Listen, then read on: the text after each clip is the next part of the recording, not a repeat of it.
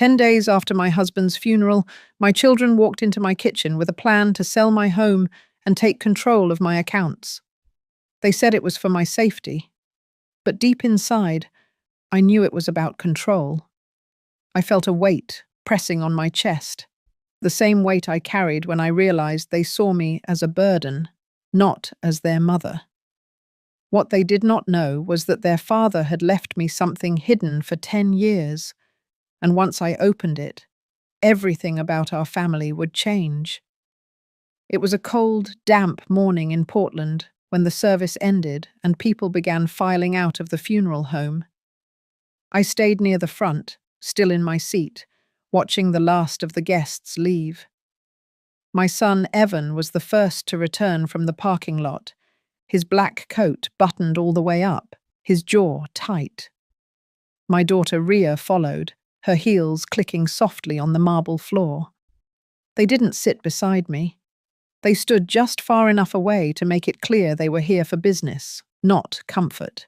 "We have been talking," Evan began, his tone measured, but his eyes locked on mine. "The house is too much for you now." Ria added that she had looked into several senior living communities with good reputations. Her words carried the air of someone doing me a favor, but her glance toward Evan told me they had rehearsed this together. I folded my hands in my lap, letting the silence stretch between us. For decades, I ran a busy community center, managed schedules, programs, and budgets without anyone holding my hand. Yet here, standing in front of my husband's casket, my children spoke as if I had already lost the ability to decide where I lived or how I lived. Arthur Kim, our family's attorney, approached with a small envelope. He leaned in and quietly said he would need to meet with me later in the week about certain items in the estate. His voice was professional, but I caught a flicker of something in his expression, a hint that there was more to discuss than usual. I slipped the envelope into my coat pocket without opening it. When the room emptied, I walked to the casket and rested my hand on the edge. My husband's face was peaceful, as if the years of illness had been lifted away. I remembered the man who could fix anything, who had a quiet confidence about him. We had shared a home for over 40 years, and now, with him gone, our children stood ready to dismantle it in the name of practicality. Outside, the sky hung low and grey. The ride home was quiet, just the hum of the heater and the occasional click of the turn signal. Pulling into the driveway, I paused before getting out, looking at the house. It was a large, weathered Victorian near the shore, the kind of place where every window held a memory. I thought about the rooms filled with the scent of Sunday dinners, the front porch, where we watched storms roll in from the ocean. To my children, it was just a burden waiting to be lifted from my shoulders. To me, it was the last piece of a life we had built together. Inside, I hung my coat, leaving the envelope from Arthur on the hall table for the moment. The air felt different, too still. In the kitchen, Evan's voice from earlier replayed in my mind, steady and convincing, as if I should simply hand over the keys. Ria's list of retirement communities, her efficient delivery of each name, as if she were talking to a client instead of her mother. I filled the kettle and set it on the stove. Waiting for the water to boil, I stood by the window and looked out at the street. A couple walked past, holding hands, talking softly. I thought of how quickly a family can shift from togetherness to negotiation. The lines had been drawn before I even had time to grieve. The kettle whistled, sharp in the quiet room. I poured the water over a tea bag, watching the steam rise, and let the warmth spread into my hands. I knew there was more in Arthur's envelope, and I knew Evan and Ria would be back soon to press their case.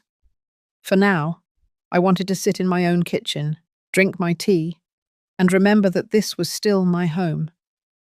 If you have ever felt the shift from being cared for to being managed, you will understand that moment. It is a quiet change, but it changes everything.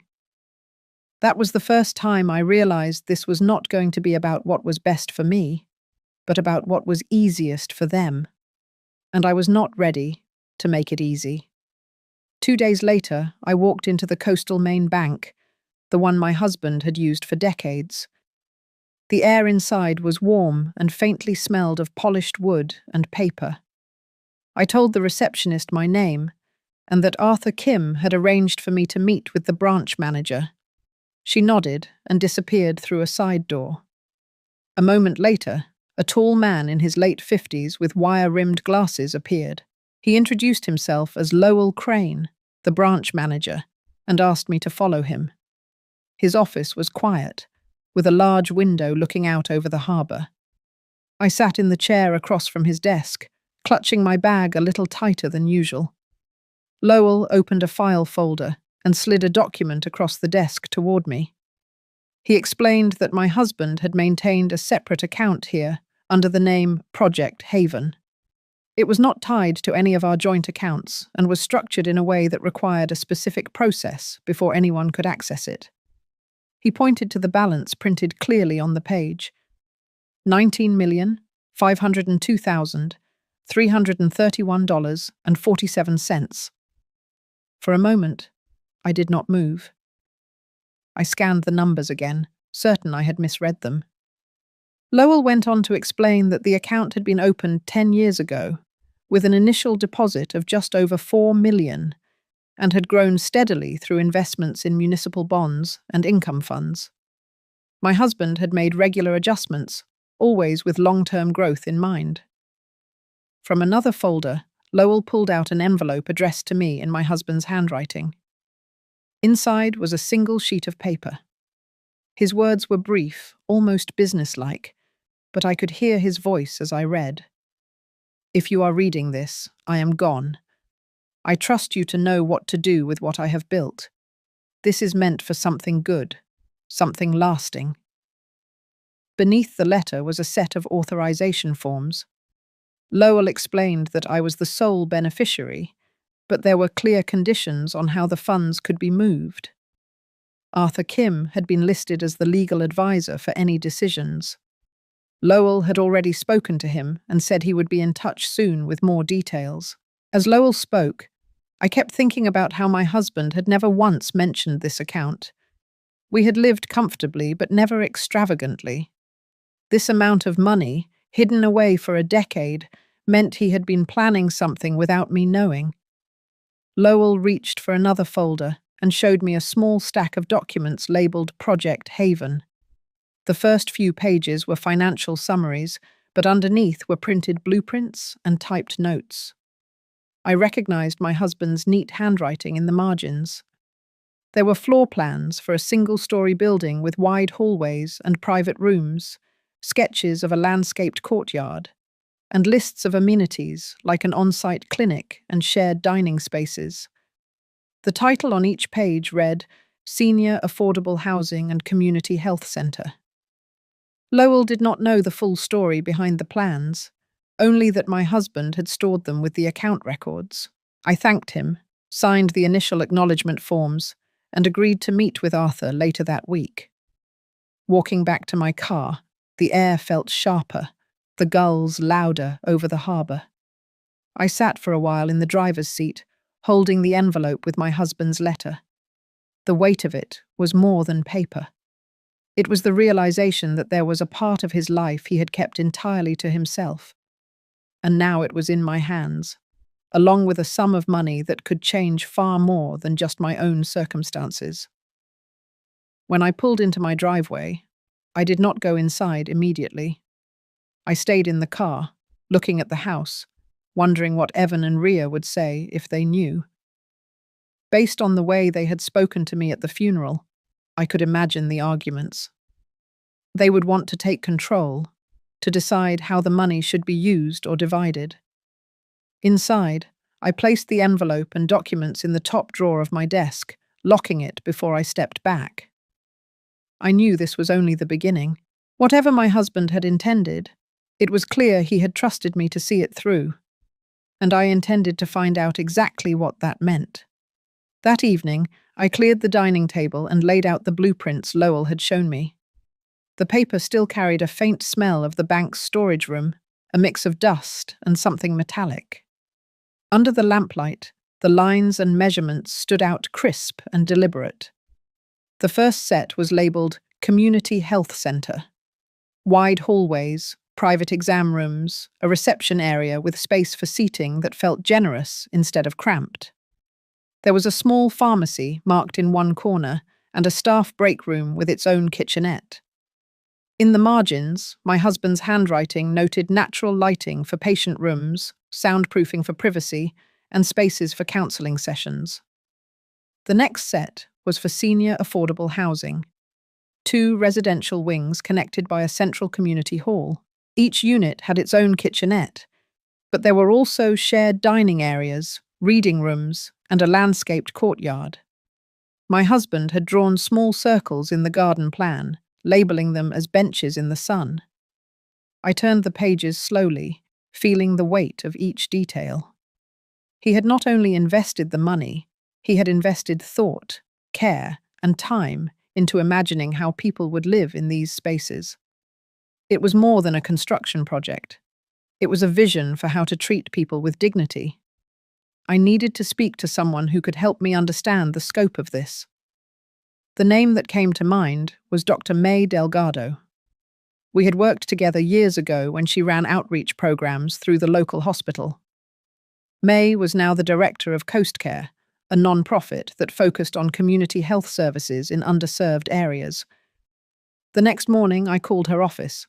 Her assistant said she was free after lunch, so I gathered the blueprints, tucked my husband's letter in my bag, and drove to the Coast Care building.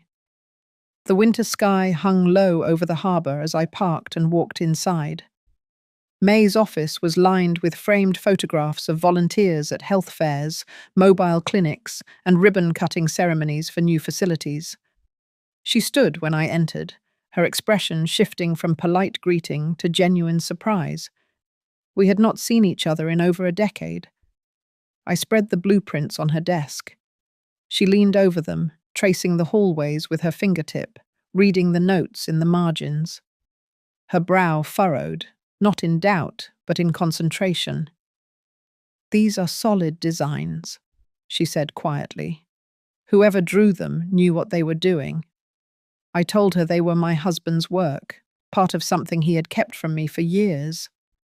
She asked a few practical questions about funding and timeline, and I explained what Lowell had told me about the account.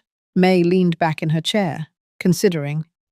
She said projects like this require more than money. They need permits, political will, and a coordinated plan to navigate the slow machinery of local government. She warned me that not everyone would welcome such a development. Some would see it as a threat to their own interests. I asked her if Coast Care would be willing to advise me. She said they could, but it would take commitment and a clear strategy. She offered to bring in an architect she trusted to review the plans for feasibility and to help map out the process from permits to groundbreaking. Before I left, May walked me to the door and said she believed in the value of what I was holding.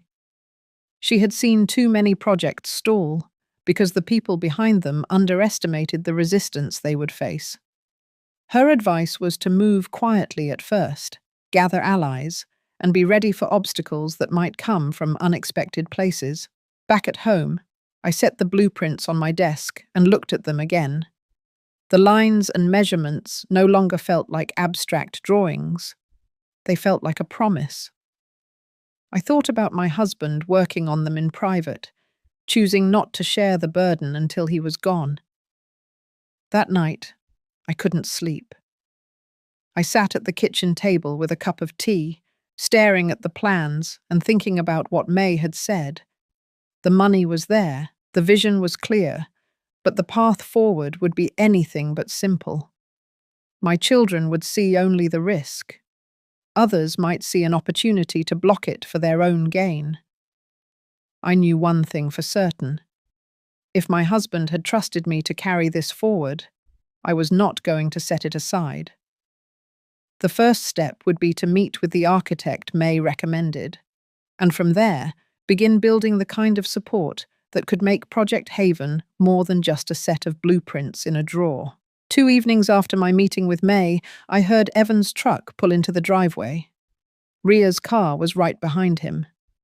I had not invited them, but I knew they would not be here for a casual visit. I opened the front door before they could knock. Their faces carried the same set look they had worn at the funeral, a blend of determination and quiet judgment. They walked past me into the living room without taking off their coats. Evan remained standing, his hands on his hips, scanning the room as if measuring what would be gone once the house was sold. Ria sat down on the sofa, her bag still on her shoulder, and leaned forward. She began speaking in that deliberate tone she used when explaining policies to her clients. She said they had been talking and had agreed it was time to address my finances. Evan stepped in to say they had already contacted a financial advisor who specialized in situations like mine. He spoke as if this was a service I should be grateful for. Ria opened a folder from her bag and slid a printed packet onto the coffee table. It was a list of senior living communities, complete with pricing and amenities. She pointed out a couple of names she said were close enough for them to visit often. I looked at the papers, but did not touch them. I told them I appreciated their concern, but I had no plans to leave my home or hand over my accounts. Ria's expression tightened, her lips pressing into a thin line. She reminded me that Dad had always handled the big financial decisions and that managing large sums could be overwhelming. Evan leaned forward, resting his elbows on his knees. He said that with what had happened recently, it would be safer if they managed things jointly. His voice was calm, but there was an edge under it, like he was trying to keep from sounding impatient. I let a pause settle in before answering. I told them there was a difference between helping someone and taking control from them. I said their father had trusted me enough to leave certain responsibilities in my hands, and that I intended to honor that trust. Evan stood up, pacing a short line across the rug. He said he was not trying to take anything from me, but he needed to be sure I was making the right decisions. Ria added that once money was gone, it was gone, and there would be no way to get it back. I reminded them both that they did not have the full picture of what their father had planned. There were things he had left specifically for me to handle, and I was not prepared to hand them over. My voice stayed steady, but I could feel my pulse quicken. They exchanged a glance, one of those silent conversations siblings have without words. Evan stopped pacing. He said they only wanted to protect me from making mistakes. I said I understood their fear, but I was not afraid of making choices. I was more concerned about what would happen if I let someone else make them for me. The room felt smaller as the conversation wound down. Ria gathered the folder and stood. She said they would revisit the topic soon. Evan's parting words were that they hoped I would think about it carefully. I told them I already had. After they left, I stayed in the living room for a long time, listening to the sound of their cars fade down the street. The packet of senior living options sat untouched on the coffee table. I did not need to open it to know it was not my future. Later, in my study, I unlocked the desk drawer and took out the blueprints. I ran my hand over the edges of the paper, feeling the faint texture under my fingertips. In my husband's handwriting, next to the title block, were the words, "For when it matters most." I knew exactly what he meant. The conversation with Evan and Ria had confirmed what I suspected since the funeral.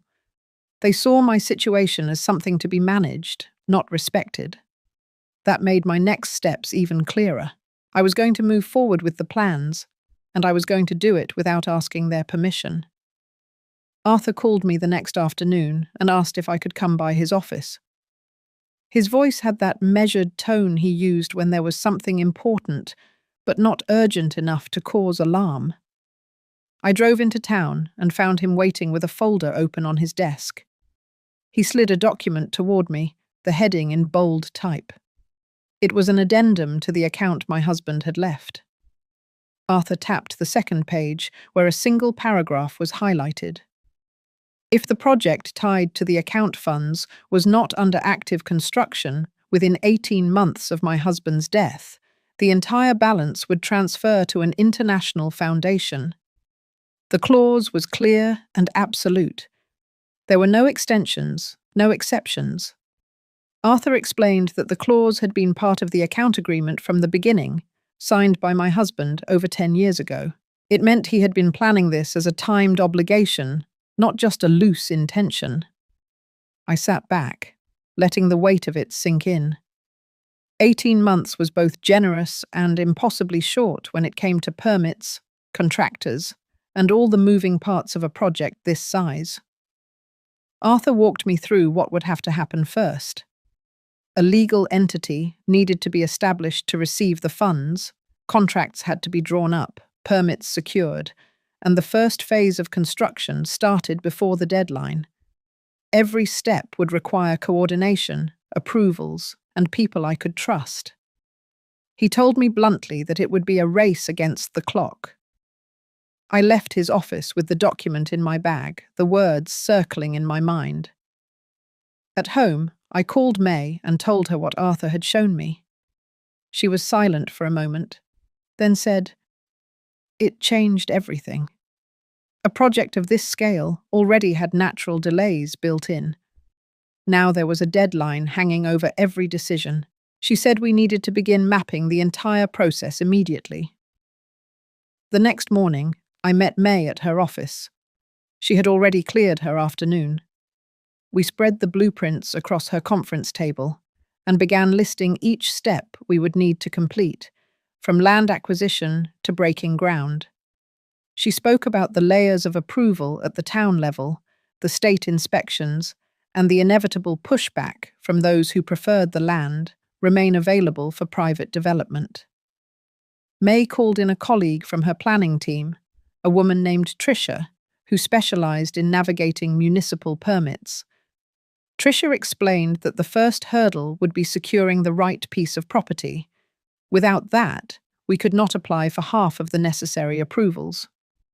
She suggested starting conversations with property owners quietly, to avoid sparking interest from developers who might move faster just to block us. We spent hours going over timelines and dependencies, the things that had to happen before other things could start. Every time we thought we had a sequence worked out, we would find another step that added days or weeks. By the time I left, we had a rough calendar pinned to the wall, colored lines showing parallel tasks and deadlines marked in red. The end date was unmistakable. That night, I walked along the shore near my house, the wind sharp off the water. I thought about how my husband must have felt when he signed that clause.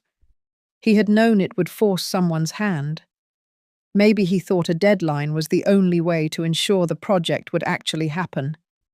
Maybe he knew I would not let it slip away once the clock started ticking. When I got home, I took the document out again and read it slowly. The language was legal and impersonal, but I could almost hear his voice underneath it, telling me this mattered enough to protect it from being stalled or ignored. I folded it carefully and put it back in the folder. The next morning, May called with a suggestion for the first property to investigate. It was an old marina site a few miles from the town centre, close to public transportation, and with enough land for both the housing and the health centre. The current owner had been trying to sell for years without success. May thought it could be ideal, but she warned that once word got out, the competition would grow fierce. I agreed to see it that week. There was no time to waste. The clock had already started, and every day that passed was another day gone from the 18 months I had been given. May and I drove out to see the old marina site 2 days later. The sky was clear, but the air was cold, the kind of chill that settles deep and stays there. The property sat at the end of a narrow road, lined with weathered boathouses and small cottages. Beyond a rusting chain-link fence, the land opened up to a wide stretch of gravel and cracked pavement, bordered on one side by the harbour and on the other by a stand of wind-bent pines. It was easy to see what May meant. The marina buildings were long gone, leaving a clean slate. The harbour view was open, and the bus stop was only a block away. There was enough space here for both the housing and the health centre, with room left for gardens or walking paths.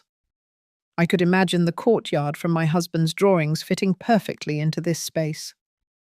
May had arranged for the owner to meet us. He was a tall, thin man named Harold, wearing a faded cap and heavy gloves. He explained that he had been trying to sell for over 3 years. Developers had shown interest, but backed out when they realized how much work the site would require before it could be built on. Harold was willing to sell for less than his original price if the deal could move quickly. I walked the length of the property with him, noting the slight slope toward the water and the way the light hit in the afternoon. Harold spoke with a mix of pride and resignation, as if he was ready to let go, but wanted it to go to someone who would do something worthwhile. May asked a few practical questions about zoning and past environmental assessments. Harold had kept the reports and said he would send copies to her office. When we left, May was already thinking aloud about the permit process. The property was zoned for mixed use, which meant we could combine residential and healthcare facilities, but any changes to the footprint would trigger a full site review. That could open the door for delays if someone wanted to slow us down. 2 days later, May called to tell me she had received the environmental reports. The site had a clean record, except for some minor soil contamination from the old fuel tanks, which had been removed years ago. It was nothing unusual for a property this close to the water, but it would require an additional inspection before permits could be issued. That was when she mentioned a name I had not heard before. Pierce Holliday, a member of the town council who chaired the planning and zoning committee.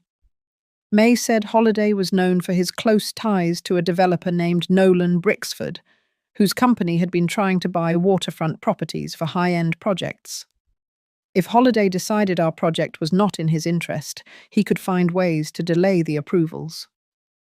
May's warning stayed with me. I began reading about Holliday in the local paper, noting how often his name appeared alongside stories about new luxury developments. Brixford's name appeared too, usually in the business section with articles about record sales and ambitious expansions. The following week, May's office received an official request for additional documentation on the marina site. The request was signed by Holliday himself.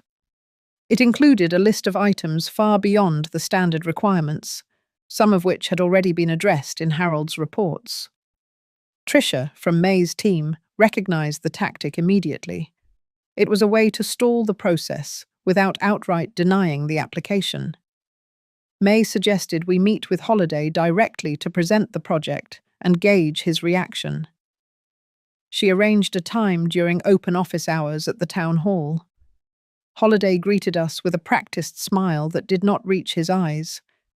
He glanced at the blueprints, but spent more time asking vague questions about long-term financing and operational costs.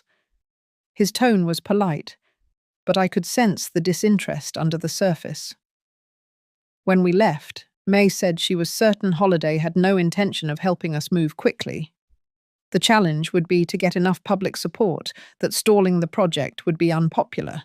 She also reminded me that once the purchase agreement for the marina was signed, we could at least file the first round of permit applications and start the clock on their deadlines. I called Harold that afternoon and told him I wanted to proceed with the purchase. We agreed on a price that left enough of the budget intact for early site work and design adjustments. He sounded relieved and said he would have the papers ready by the end of the week. As I hung up, I felt the first real step had been taken. The land was not just a possibility anymore. It was going to be ours, and with it came the start of everything my husband had imagined. The road ahead was already uneven, but standing still was no longer an option. The purchase agreement for the marina site was signed on a Thursday morning. By the afternoon, May and Tricia were already working on the first round of permit applications. I watched them spread forms across May's conference table, each sheet representing another step toward breaking ground. Tricia moved with precision, ticking off requirements, cross-referencing Harold's reports, and adding new surveys where gaps appeared.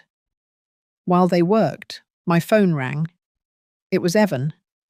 His tone was lighter than usual, but there was an undercurrent I recognized. He asked if I was free for dinner. I told him I was busy, and he said they would come by the house instead. He used the word we, which meant Ria would be there too. They arrived just after sunset, bringing the cold air in with them. Evan stayed standing, his hands shoved into his jacket pockets, while Ria settled into the chair across from me. She started by saying they had been talking a lot about my situation. Evan added that they had both spoken to a lawyer about the possibility of arranging shared financial oversight. The way he said it, that made it sound like an act of generosity, not an intrusion. I told them calmly that my finances were not up for negotiation. Ria leaned forward, her voice softer, but her words sharper. She said they worried I might be influenced by people who did not have my best interests at heart. Evan nodded, mentioning that big projects attract the wrong kind of attention. I realized then that they knew I was moving forward with something, even if they did not know the details. I told them there was nothing to worry about, and that I was capable of managing the responsibilities I had. The room went quiet for a few seconds before Ria spoke again. She said they might have to take steps to protect me if I refused to involve them. When they left, the air in the house felt heavier. I walked into my study and locked the door behind me. On the desk, the blueprints were still laid out, anchored by a stack of folders. I traced the outline of the main building with my finger, grounding myself in the reason I was doing this. My husband had trusted me with more than money. He had trusted me to defend his vision. The next morning, May called with news. Holiday's office had sent another request for supplemental documents, most of which were already included in the original submission. Tricia suspected it was another attempt to delay. May said we needed to file a formal response within the week, accompanied by a legal notice of compliance to prevent further redundant requests. Arthur came to May's office that afternoon. He read through the correspondence from Holiday's committee, his brow tightening as he moved from one page to the next. He said the requests were excessive, and that, in his experience, this was a clear tactic to slow progress. He recommended creating a separate legal entity to handle the funds and the project management, making it harder for anyone to challenge my authority. By the end of the meeting, we had a plan. The Markham Haven Trust would be established, with a non-profit arm to operate the centre once it was built. The trust structure would make the finances transparent and insulated, a direct counter to any claim that I was acting recklessly. Arthur would oversee the legal filings, May would coordinate the operational framework, and Tricia would continue to push the permits forward. I signed the paperwork that evening. The act of putting my name on those documents felt like crossing a threshold. There was no way to turn back without abandoning everything.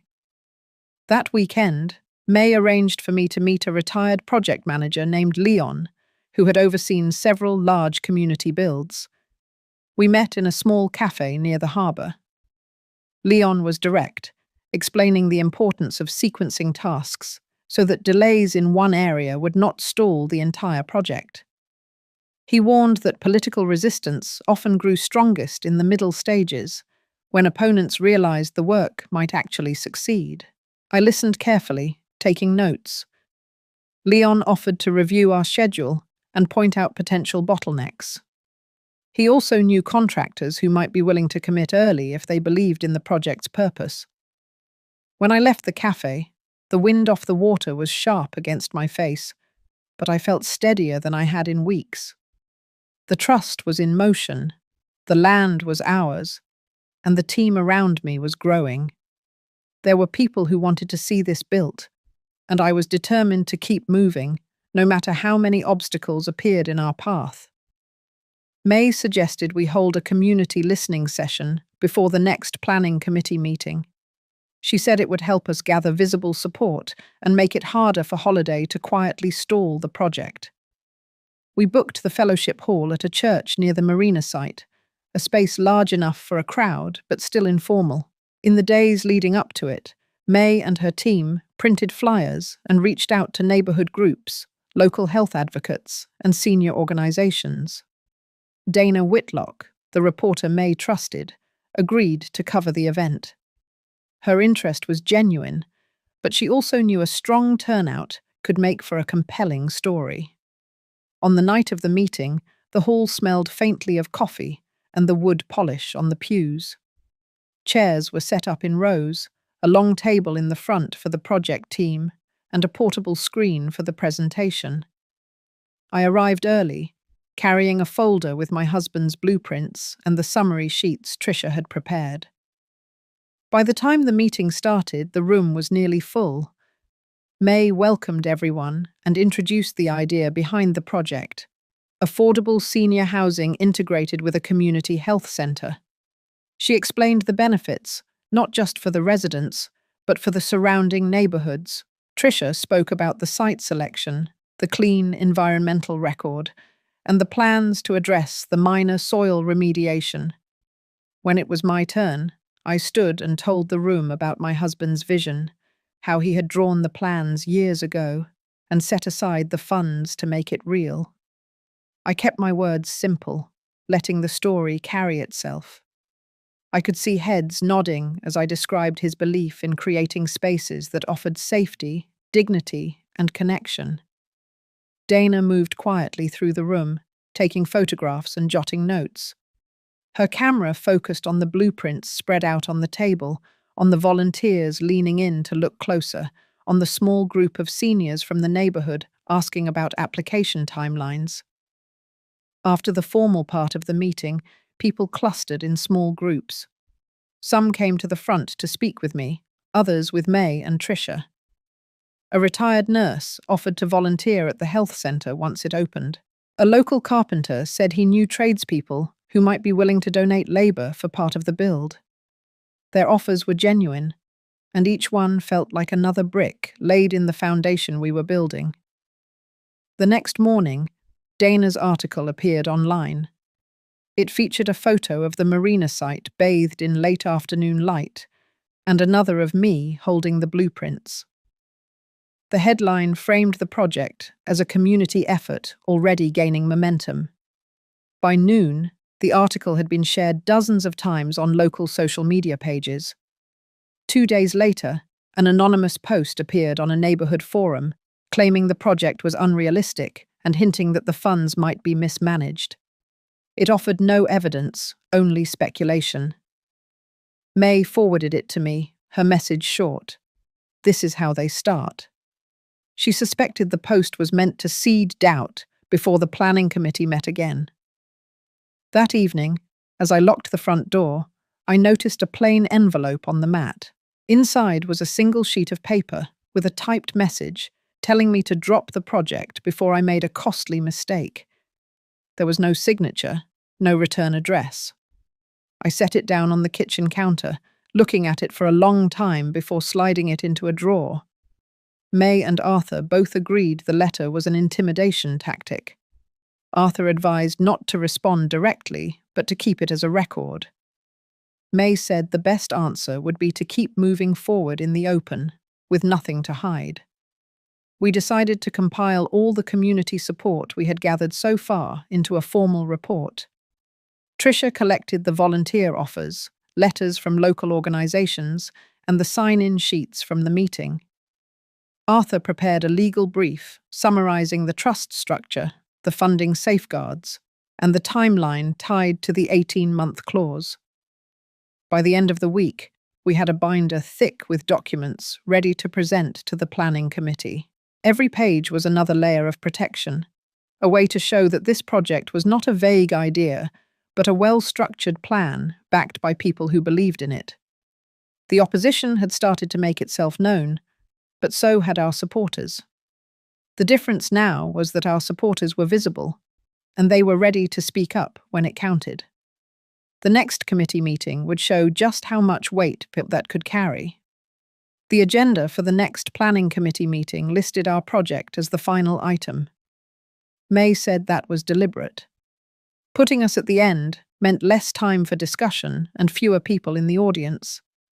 It also made it easier to push the decision to another meeting. We arrived early, carrying the binder of supporting documents, a set of mounted blueprints, and copies of the site plans. The meeting room was small, with rows of folding chairs facing a long table where the committee members sat. Pierce Holliday occupied the center seat, flipping through a folder without looking at us.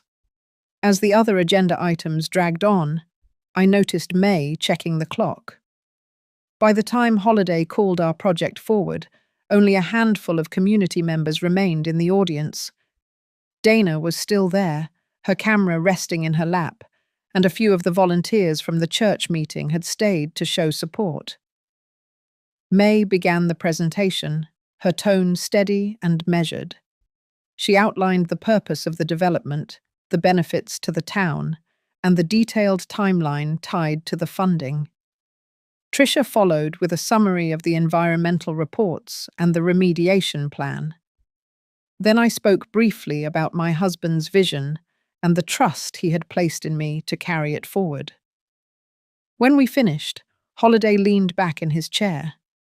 He said the committee had received concerns about the feasibility of the project and the long-term sustainability of its operations.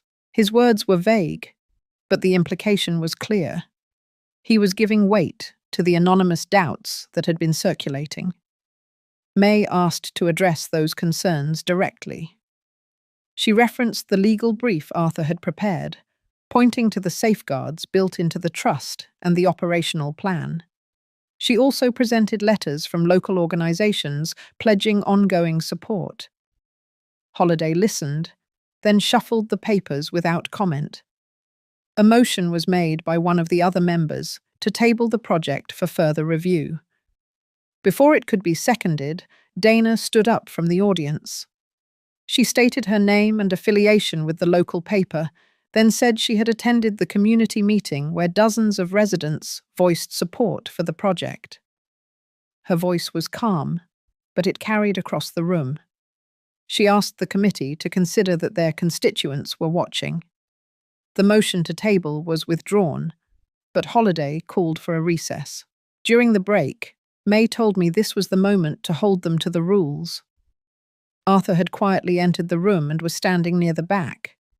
When the committee reconvened, Arthur requested to address them as legal counsel for the project. He cited the town's own procedural guidelines, which required that applications meeting all documented criteria be moved forward for review rather than delayed without cause. He reminded them that the deadlines for responses were enforceable under state law.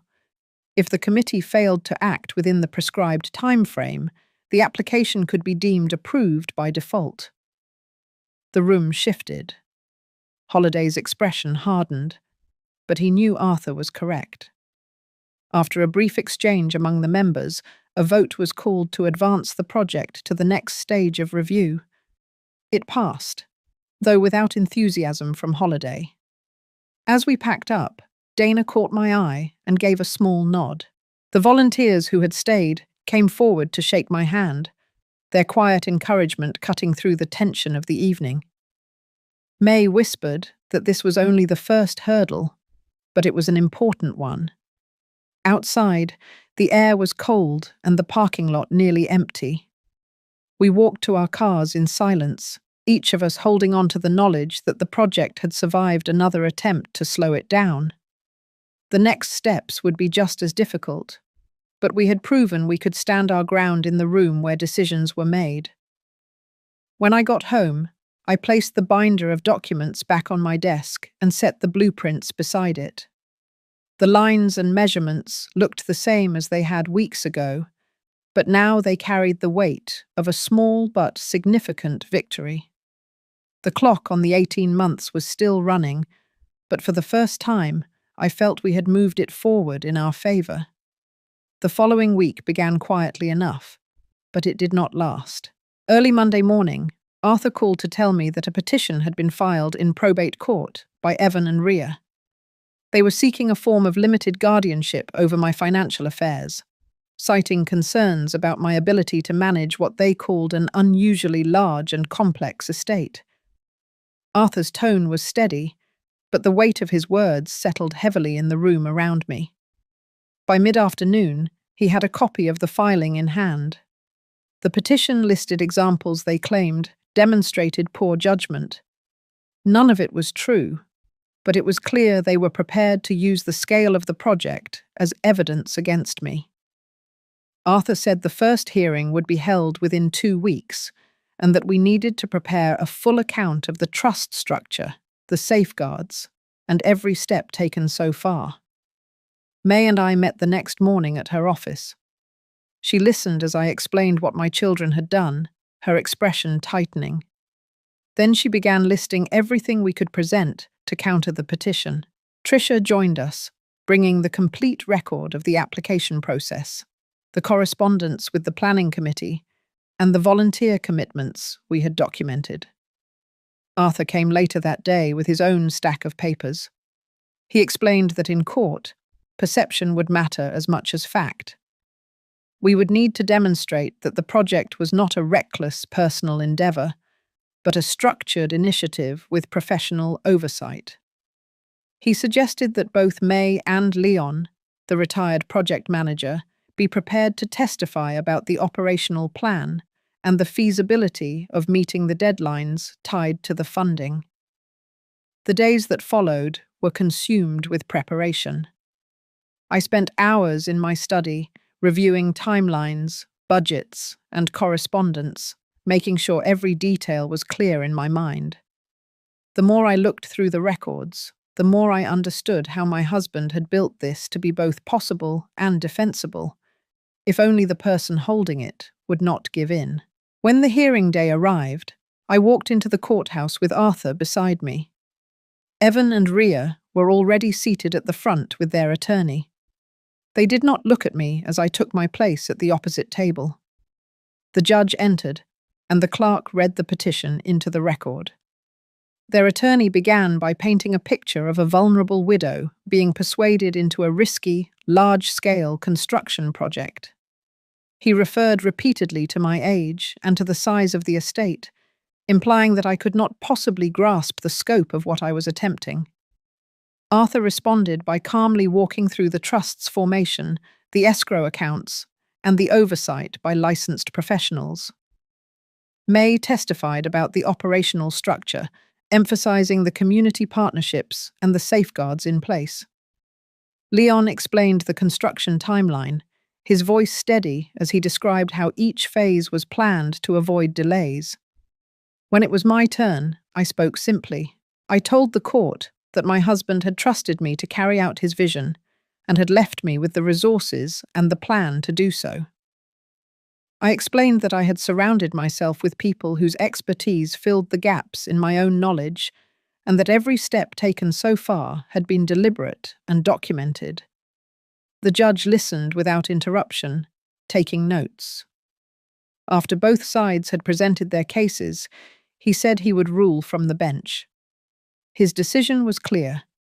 The petition for guardianship was denied. He found no evidence that I lacked the capacity to manage my affairs, and noted that the project appeared to be responsibly structured and competently advised. Evan and Rhea gathered their papers without speaking to me. I watched them leave the courtroom, their faces unreadable. Arthur turned to me and said quietly that this had been an important victory, not just for the project, but for my authority over it. That evening, back at home, I placed the court's written order in the same folder that held my husband's letter and the 18-month clause. It was one more piece of protection, another layer between the project and those who might try to take it from me. The next morning, May called to say that with the hearing behind us, we could return our focus entirely to the permits and the early site work. The challenges ahead were still significant, but the foundation we had built was holding. The trust was intact, the land was ours, and for the moment, there was nothing standing between us and the next stage of bringing the plans to life. Spring arrived with a stubborn chill that seemed to slow the thaw, but on the construction site, the pace only quickened. The legal battle behind us, crews moved with a quiet urgency, pouring foundations, setting steel, and framing the first outlines of what would become the community centre. I visited daily, often walking the perimeter with Leon, while he explained the work completed and what lay ahead. Arthur stopped by one afternoon, not in his suit, but in a windbreaker, hands in his pockets as he surveyed the site. He said that keeping visible in the community was just as important as the work itself. People were beginning to see that the project was real, not just a plan on paper. That visibility would protect us almost as much as the trust's legal structure. Still, I could feel undercurrents. At the grocery store, a friend mentioned she had heard Evan was telling people the project was a financial trap I would regret. At the post office, another acquaintance said she had seen Ria at a luncheon, surrounded by women who seemed to hang on her every word. It was clear they were still trying to shape a narrative in town. May called one evening to say she had caught wind of an anonymous letter sent to the local paper, questioning whether the trust funds were truly secure. She had already spoken to the editor, who promised not to run anything without verification, but the incident underscored how persistent these attacks could be. I thanked her, and then sat for a long while in the quiet of my living room, the hum of the refrigerator the only sound. Instead of anger, I felt something steadier. The hearing had taught me that the only way forward was to keep moving, to build in plain sight, and to let progress speak louder than rumors.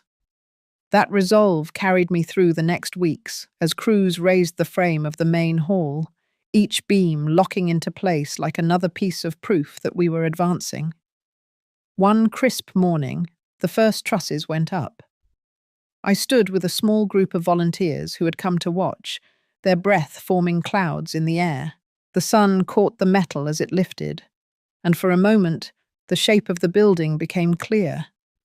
It was no longer just an idea or a defense against my children's ambitions. It was becoming something tangible, something that would outlast the bitterness that had surrounded its beginnings. Tricia suggested we begin inviting community members for brief site tours. At first, I hesitated, worried it might draw more scrutiny, but she argued that showing the work would build trust among the very people who would one day use the centre. We arranged the first tour for a Saturday, and to my surprise, nearly 24 people came. They walked the gravel paths with me, listened as Leon explained the layout, and nodded as May outlined the programs we planned to host. After they left, Leon remarked that the energy on site had shifted. The workers seemed more purposeful, the volunteers more engaged. I realized he was right. The project was no longer mine alone to defend. It was starting to belong to the town. By mid-May, the roof was on, and the walls were being enclosed. I spent more time in meetings about programming, storage needs, and accessibility features. Each choice mattered, and I could feel the weight of responsibility in every decision. But unlike the weight I had carried after my husband's death, this was one I welcomed. Arthur came to see me late in the month with a smile I had learned to read as rare. He handed me a folder containing a letter from the grant committee. They had reviewed our progress and were releasing the next installment of funds ahead of schedule, citing exemplary adherence to the timeline and budget. It was a quiet but unmistakable vote of confidence. That night, I walked through the nearly enclosed structure alone, the scent of fresh wood and insulation still sharp in the air. In the dim light from a single work lamp, I traced my hand along the wall studs, imagining the laughter, the music, and the voices that would one day fill the space. The building was still silent, but it felt alive in a way I had not expected. The next phase would bring new challenges, but for the first time in a long while, I felt that the ground beneath my feet was steady. The center was rising, and so was I. By the first week of summer, the community center was finished. The last coat of paint had dried, the furniture was placed, and the smell of fresh wood lingered in the air. On opening day, the lawn outside filled with neighbors, families, and volunteers who had been part of the journey. I stood off to the side at first, watching them explore the building, their voices bouncing in the high-ceilinged hall. Arthur found me and nodded toward the crowd. He said this was the moment all the paperwork, all the court hearings, and all the whispered rumors had led to. For the first time in years, I felt no trace of the fear that had shadowed me. Inside, May was giving a tour to a group of women from the senior outreach program.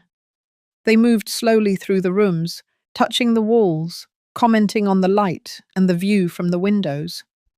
When I joined them, one of the women told me she had never had a place like this to go.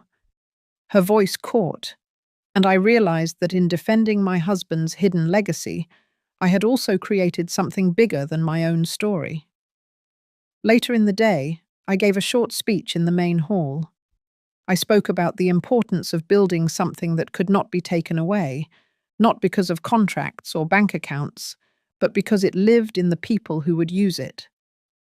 I thanked the volunteers, the donors, and the friends who had stood by me when it would have been easier to walk away. Evan and Ria did not come. I had not expected them to. Their absence no longer carried the sting it once did. I had made peace with the fact that not every wound would heal, and not every relationship could be repaired. As the sun set, I walked outside to see children running across the grass, the sound of music drifting from inside, and the glow of warm light in every window. I thought about the locked attic, the dusty bank statements, and the years of quiet doubt. All of it had led to this place, this moment. I knew the road ahead would still have its share of obstacles, but the center stood as proof that I could protect what mattered. It was more than a building. It was a statement that I had the right to decide the shape of my own life. When the last guests left, I lingered in the doorway, taking one last look at the hall before turning off the lights. For the first time in a long while, I felt not just relief, but a quiet pride. I had kept my dignity, and in doing so, I had built something no one could take from me. This story is not just about money or buildings. It is about finding the courage to protect what you value, even when those closest to you try to take it away. I believe there is a moment in everyone's life when they have to stand their ground, not for revenge, but for self-respect. Have you ever faced a moment where you had to choose between keeping the peace and keeping your dignity? If this story made you think of that moment, share your thoughts so we can remind each other of the strength we all carry inside.